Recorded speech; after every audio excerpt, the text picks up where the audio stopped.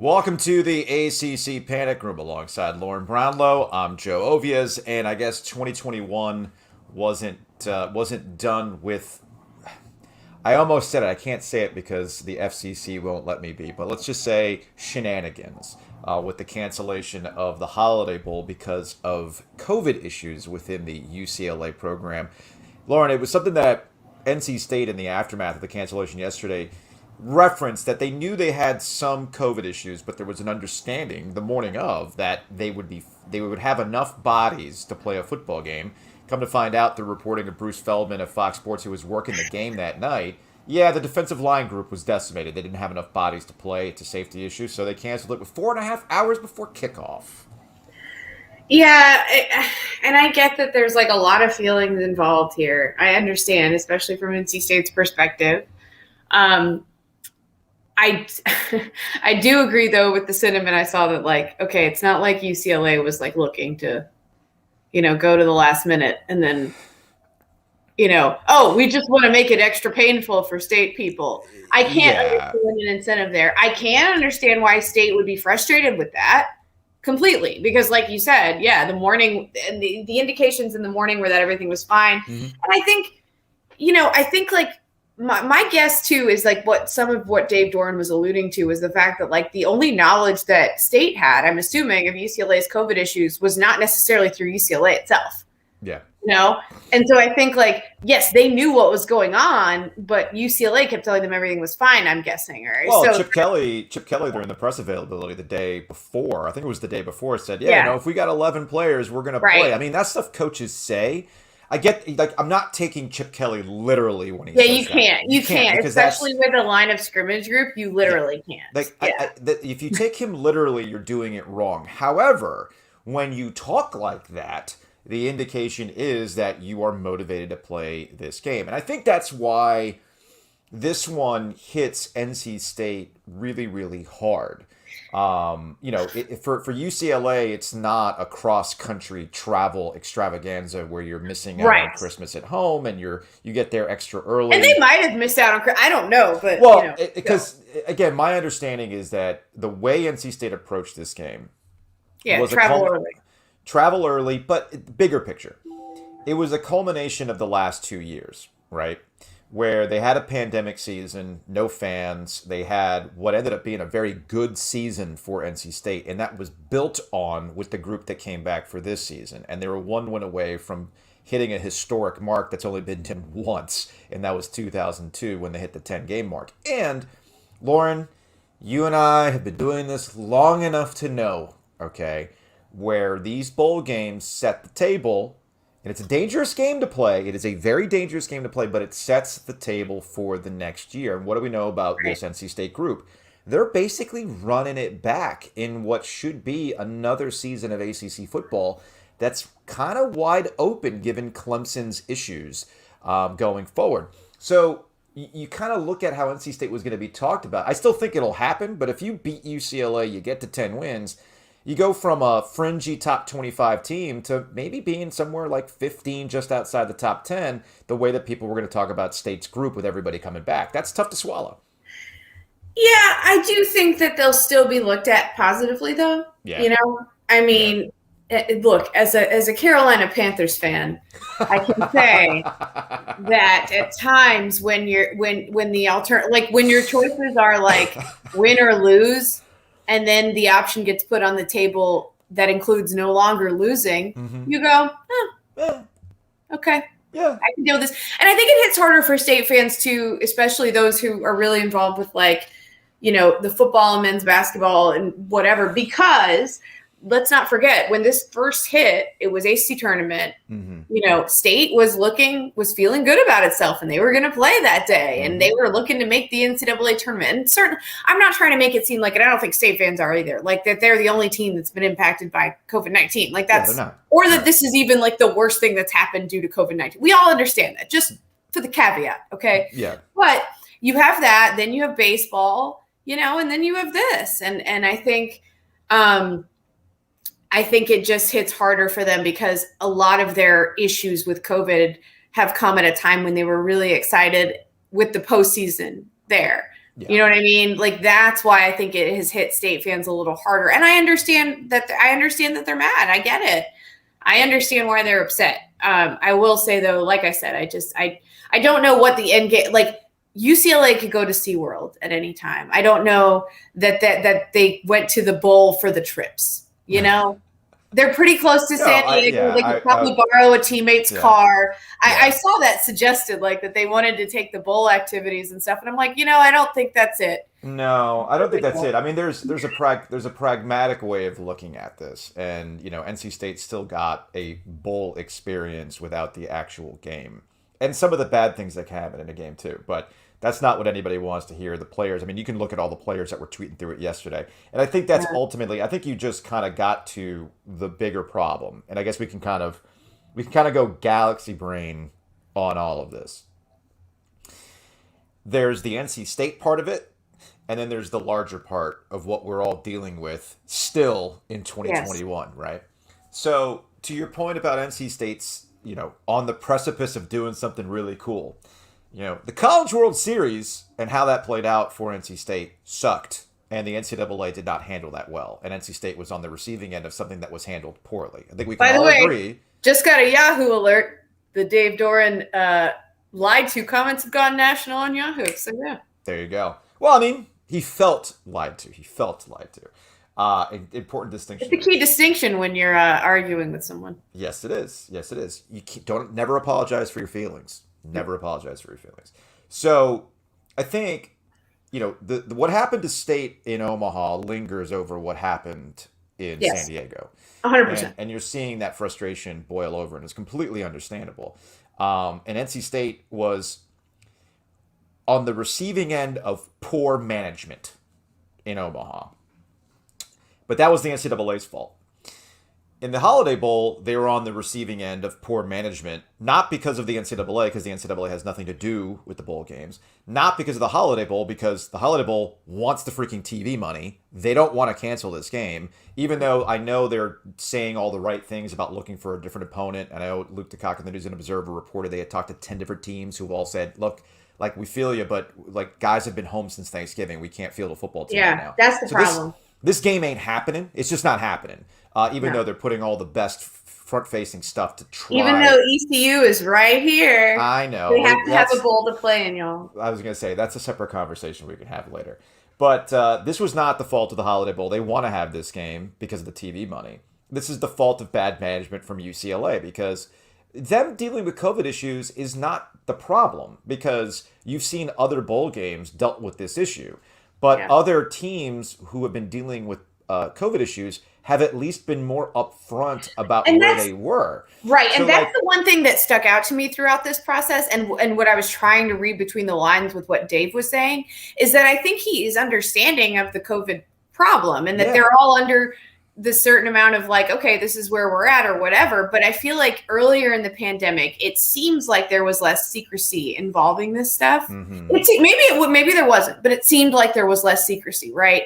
And I think, like, the fact that, there was, like, that this was happening, it's almost become like an injury report type thing. It's weird.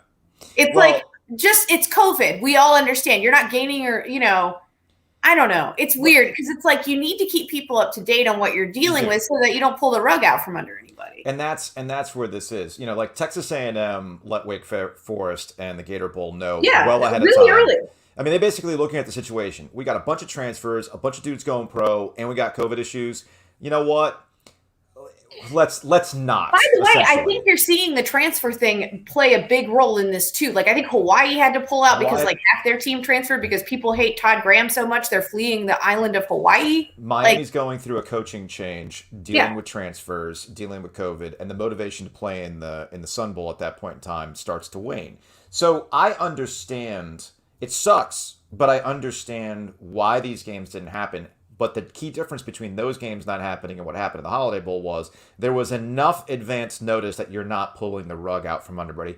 Right. 4.5 hours before freaking kickoff. That was what was wild to me, honestly. Like, the fact that we got to the morning, even West Coast time in the morning, and it was still fine. I'm like once we got past lunch, I was like, okay. Like lunch East Coast time, but still. that was like lunch. That was like breakfast West Coast time. So you would assume they've gotten tests. They've figured it out. Yeah, I mean, heck, we're in the like Gilio and I are in the middle of the show when this stuff happens, and we have to like double check it's the actual Bruce Feldman account, and then like the segment that I was trying to do completely derailed the neck, but that's like what happened in real time is what's happening with everybody, like trying to realize what's going on, which gets to the big picture, right? And that the way things were handled by the NCAA in Omaha, the way things were handled now. In the Holiday Bowl, and then you look at the college football playoff games, which are going to get played on Friday. Those games are going to happen.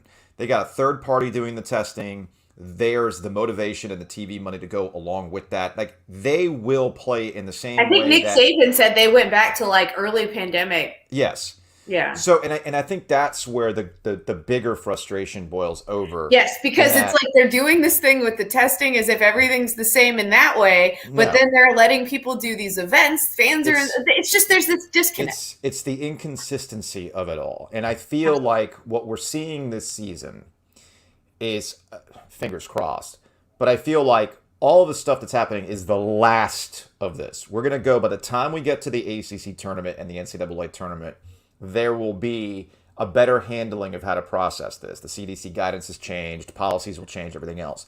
And then that will then carry over to the football season where I think, again, fingers crossed, I feel like it's going to be back to an actual normal football season with an understanding that we're just living with COVID in the same way that, hey, man, like, never forget Duke's football team had H1N1, the swine flu, run through that locker room. That was so bad. And they played a football game. By the way, should they have done that? Bad. No. Should they have done that? No. I'm not so sure. But they did, and that's kind of my point. Well, look at this year, too. We're all look at this year and what happened in this college football season. I forget which team it started with, but there was like a flu outbreak. Yeah. And then all of a sudden, the next week, whoever they played, now they're dealing with the flu. Then the week after, they're dealing with the flu. And it's like, that's how diseases work, people. Right. So why are we doing this? So that's where the frustration boils over. Now, about next year, and we'll close on this. You know, NC State's going to open up the year against ECU. That's why we're not getting, as one of our listeners pointed out, the jangle by the Bojangles, where, I don't know, I guess you play for a tailgate special or something like that. Or, I'm sorry, the Tangle at the Jangle was the name of the bowl game they wanted to see. They should play at Myrtle Beach. That'd be great. That would be great. But it's not going to happen for logistical purposes. And we also know that NC State and ECU are going to play at the beginning of the season, which gets us to the larger point about NC State. Wait, but what are the logistical reasons? Do you know them? Yeah, travel, getting everybody, hotels, all that stuff. Like, it's not... Oh, okay. Plus, there's also weird NCAA rules where you have to play these games at neutral sites. It's weird what the NCAA has control over and what they don't have control over. Myrtle Beach is a neutral site, y'all. Hey, why don't you just play the game at Wallace Wade for all I care? I mean, I don't know. It's like you could play it wherever you want to play it. So State next year, with everybody coming back, is going to be discussed as a preseason top 25 team. And given what we know about... Top 25? They should be higher than that. Well, as I said, they're going to be a top 25 team. Yeah. I mean, where you put them in the top 25 is up for debate, but they're going to be a top 25 team in the preseason. You know, I'm not saying Clemson is like done, right? What I am getting at is that I never really bought into the idea that what happened at Clemson this past season was a one-season blip. And I think the changeover with coordinators, Brent Venables going to Oklahoma, Tony Elliott going to Virginia, Dabo believing in his culture to elevate guys rather than bring in somebody else to shake up the program. Transfers, which they're now just getting around to filling in gaps with the transfer portal. I think it's going to be another interesting season of flux where Clemson isn't going to be out of contention. It's just going to be similar to how you had them this year, and you can take them. It's just a matter of taking care of business against other teams like NC State against Miami or what happened against Wake Forest. It's just NC State is going to be tabbed to win the Atlantic by a lot of people, and I don't think that's the wrong attitude to take. And you know, Dave Doran talked about disrespect and not being paid attention to a lot throughout the season. That's going to change this offseason because people are going to look at that group where it's basically the third season of a core group and look at them and go, yep, you guys should be contenders, and they're going to be talked up a lot, which is what Dave Doran wants. That's what you want NC State. That's the position you want to be in. It is, but you still want to stay with your angle. You know? Yeah, the chip on the shoulder thing. Nick Saban has managed to convince his guys that as the number 1 overall seed in the playoffs, playing a group of 5 team that basically had to go undefeated for 3 straight years to even get consideration and is still the 4 seed, that they are somehow the underdog and disrespected. It is wild. Love it. I absolutely love it. Nick Saban is the master. He is the absolute rat poison. Yeah. Rat poison. It's unbelievable. Like, you cannot make that up. So that's where NC State is going to be, and this gets to my final point on Dave Doeren, because I know there's been a lot of discourse throughout last season about whether or not Dave Doeren is the right guy. Again, as long as I've been here, he is the one coach who's actually brought a consistency to NC State and has shown the ability to build, unlike what we had seen under Mike O'Kane, unlike what we had seen under Chuck Amato, unlike what we had seen under Tom O'Brien. There is a consistency and building and development with NC State under Dave Doeren that puts him in a position of getting into contention for the ACC or being in a position to win 10 games before the bowl game is canceled. That's what you want. That's what you want at most programs. At like 95% of the programs. There really is a segment of the state fan base, though, that, like, you know, not to do another relationship metaphor, but, you know, there are some people out there who a relationship with a nice person that is steady and consistent just ain't it for them. You know, they need the roller coaster. They got to have it. Yeah, they want that roller coaster. Hey, you know, if it works for you, it works for you, you know? That's going to wrap it up for this edition of the ACC Panic Room. We'll talk on Friday morning about the Duke's Mayo Bowl, Lauren. Well, what time is I'm going to the Duke's Mayo Bowl. You are going to the you are going to the Mayo Bowl. I swear to everything inside of me, if the pandemic ruins the mayonnaise bath, I will be madder than any State fan online. What time is that game? 11:30 a.m. That's early for me. You get some brunch football, folks. Yeah. All right. Well, I guess we'll. I will be there in Charlotte. I could do it after. I was gonna say, you let me know when you want to do the Panic Room. So we can do it after. I can do it when I get back to Greensboro. We'll see. We'll figure it out, but we'll theoretically talk to you. Fingers crossed. Okay. We need the Duke Mayo Bowl. I need the Mayo bath. I need to see someone get a mayonnaise bath. Both coaches are willing to get the mayonnaise bath. I need to see this happen. I don't ask for much. I just want the mayonnaise bath. Tell you what. I think we talked about this on the show. Yeah. If we don't get the Mayo Bowl, we'll let you dump mayo on me and Giglio. How's that sound? How's that sound? Wow, and you too? You're signing up for this too? Okay. I'm signing up for it. Maybe it'll help with hair growth. I don't know. I'll rub some mayo in it. I told my husband about this yesterday, and he goes, "That's really unsanitary to put mayonnaise on someone." And I was like, "Just don't ruin my life. Like, get out of here." Come on. Let me live. Come on, Eric. Let me live. Yeah. We'll see y'all later in the week.